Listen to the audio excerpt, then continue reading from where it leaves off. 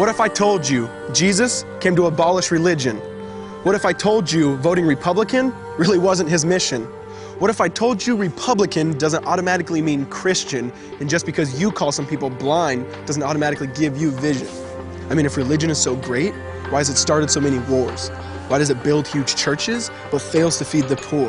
Tell single moms God doesn't love them if they've ever had a divorce, but in the Old Testament, God actually calls religious people whores. Religion might preach grace, but another thing they practice. Tend to ridicule God's people. They did it to John the Baptist. They can't fix their problems, and so they just mask it, not realizing religion's like spraying perfume on a casket. See, the problem with religion is it never gets to the core. It's just behavior modification, like a long list of chores. Like, let's dress up the outside, make it look nice and neat. But it's funny, that's what they used to do to mummies while the corpse rots underneath. Now, I ain't judging, I'm just saying, quit putting on a fake look. Because there's a problem if people only know that you're a Christian by your Facebook. I mean, in every other aspect of life, you know that logic's unworthy. It's like saying you play for the Lakers just because you bought a jersey. See, this was me too, but no one seemed to be on to me. Acting like a church kid while addicted to pornography. See, on Sunday I'd go to church, but Saturday getting faded, acting if I was simply created to just have sex and get wasted. See, I spent my whole life building this facade of neatness, but now that I know Jesus, I boast in my weakness. Because if grace is water, then the church should be an ocean. It's not a museum for good people, it's a hospital for the broken. Which means I don't have to hide my failure, I don't have to hide my sin. Because it doesn't depend on me, it depends on Him. See, because when I was God's enemy, and certainly not a fan, He looked down and said, I want that man. Which is why Jesus hated religion, and for it He called them fools. Don't you see so much better than just following some rules? Now let me clarify.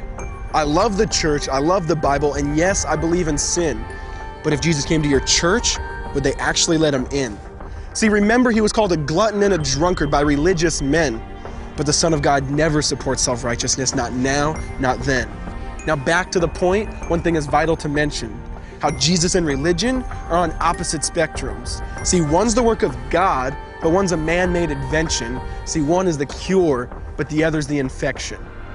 See, because religion says do, Jesus says done. Religion says slave, Jesus says son.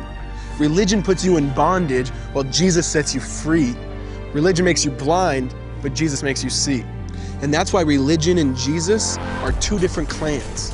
Religion is man searching for God, Christianity is God searching for man.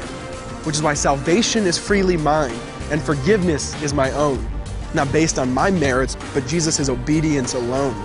Because He took the crown of thorns and the blood dripped down His face. He took what we all deserved. I guess that's why you call it grace. And while being murdered, He yelled, Father, forgive them. They know not what they do. Because when He was dangling on that cross, He was thinking of you. And He absorbed all your sin and He buried it in the tomb, which is why I'm kneeling at the cross saying, come on, there's room. So for religion, no, I hate it. In fact, I literally resent it.